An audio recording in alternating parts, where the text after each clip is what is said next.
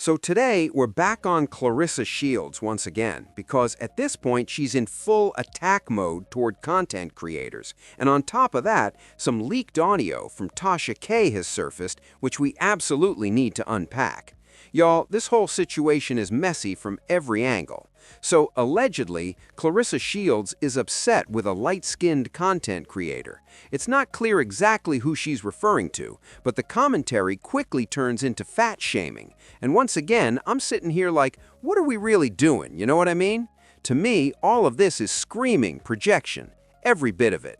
Especially when you tie it back to Claressa Shields previously saying that the only people who supposedly hate on her are light-skinned black women. That was her claim, right? But then she drops another video where she also comes at Geisha 305 and Tasha K, saying she flat out hates them and accusing them of tearing down the black community and all this extra stuff. So of course, Geisha 305 didn't stay quiet. She clapped back on TikTok and also released a statement saying basically, here you go projecting again. You say all I do is tear down black women, which I find hilarious. She went on to say maybe those red padded gloves to Claressa's temple from Hannah Gabriel caused some memory loss or amnesia. Then she reminded everyone how Claressa allegedly lied on a highly respected, legendary African-American woman, undisputed heavyweight champion of the world, Laila Ali, just to try and secure a fight.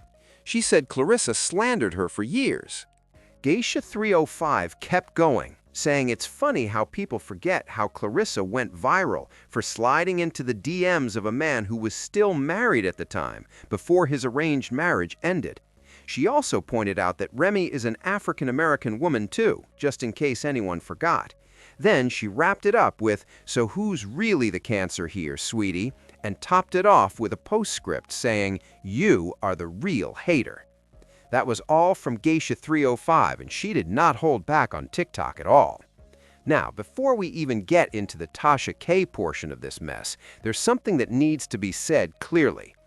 I really can't stress this enough. The reason so many people are talking about Claressa isn't random. It's because of how she treats black women herself.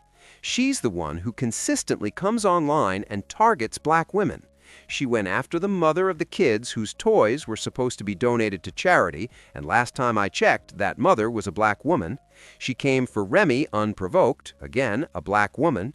She has defamed and slandered Laila Ali, who is also, last time I checked, a black woman. So let's be real. It's okay for you to attack black women? It's okay for you to disrespect black women? It's okay for you to fat-shame whatever content creator you're talking about who also happens to be a black woman? But when black women respond to your actions, actions that include attacking black women and allegedly being involved with a married man, now you want to play victim? Now you want to cry wolf and say people are trying to tear you down, that people are jealous of your looks? And that couldn't be further from the truth. This has nothing to do with jealousy. It's about your actions, your behavior, and how mean you are to people. That's what folks are critiquing. That's why people have opinions.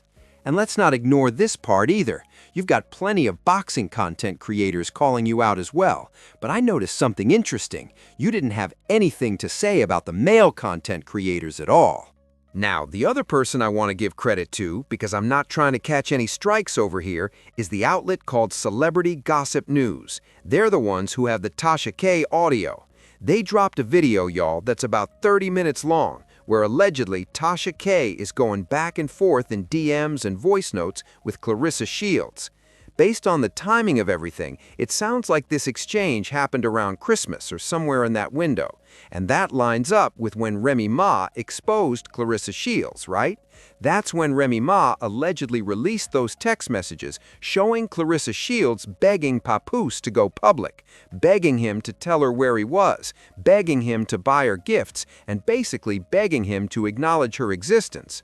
So according to the audio, Claressa Shields told Tasha K that those text messages were fake, fabricated. And I'm sitting here like, how exactly are they fabricated? What are we even talking about right now? Then Claressa Shields reportedly got upset with Tasha K because Tasha K said she was 29, and Claressa corrected her, saying she was actually 32 or whatever the case may be. And I'm like, okay, cool, I guess. Then she also got mad at Tasha K because Tasha K allegedly said Claressa Shields looks butch, is a tomboy, and has a deep voice. Claressa had a problem with that and felt like her voice wasn't any deeper than Tasha K's. Then Tasha K went on to say that she has a body that women are jealous of and that women want plastic surgery to look like. And honestly, I don't know who she was talking about or what situation she was referring to. Again, make that make sense. So after that, Tasha K basically said, listen, I'm not in the sports world. The only reason I know you is because you're allegedly sleeping with a married celebrity's husband. She pretty much broke it down and said, look, the only reason your name is ringing bells is because of Remy Ma. The only reason people are talking about you is because you're connected to Remy Ma's husband. And last time anybody checked, in 2026, Papoose is still legally married to Remy Ma. Then Tasha K made another valid point. She said, you don't have any paperwork when it comes to Papoose. That is still Remy Ma's husband. And what she was explaining is that if anything were to happen to Papoose, God forbid, Remy Ma would be the one in charge of his estate, his medical decisions, everything. Claressa Shields would have no legal say, no rights, no children with him, no marriage certificate, no paperwork tying her to him in that way. On top of that, Tasha K allegedly brought up that Claressa Shields was cheating on her supposed ex-fiancé with Papoose. And according to these messages, Claressa Shields ignored that accusation every single time it came up. She didn't want to acknowledge that ex-fiancé in any capacity. And it's like, why are you dodging that? Why are you avoiding that part of the conversation? What's really going on there? Then Tasha K also said that Claressa Shields lost to Remy Ma in the court of public opinion. When Remy Ma was dragging her up and down the internet, Claressa didn't win that battle. So how are you calling yourself a boxing champion when you lost to the internet? That was Tasha K's point. And of course, Claressa Shields allegedly made threats about fighting people like she always does. And Tasha K responded by saying, listen, here's my age, here's my stats, but you're in my world now.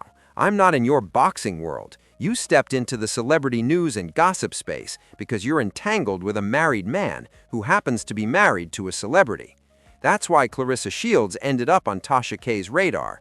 That's why she landed on other bloggers' radar too.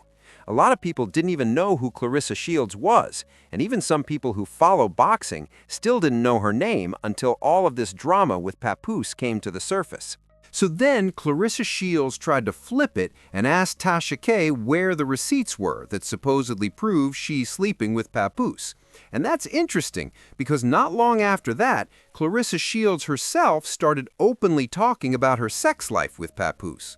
She explained how she doesn't engage in sex 6 weeks before a fight, and how Papoose has to basically fall back or go do his own thing during that time leading up to her match. So that kind of confirms what exactly? That she is in fact sleeping with Papoose. You know what I'm saying? So it's wild how 1 minute the text messages are allegedly fake, but the next minute you're scanning those same messages trying to see where it says you're sleeping with him. Like, what are we doing? This whole situation is completely unhinged, y'all. And what really stands out to me is how Claressa Shields keeps saying she doesn't care what her so-called haters think.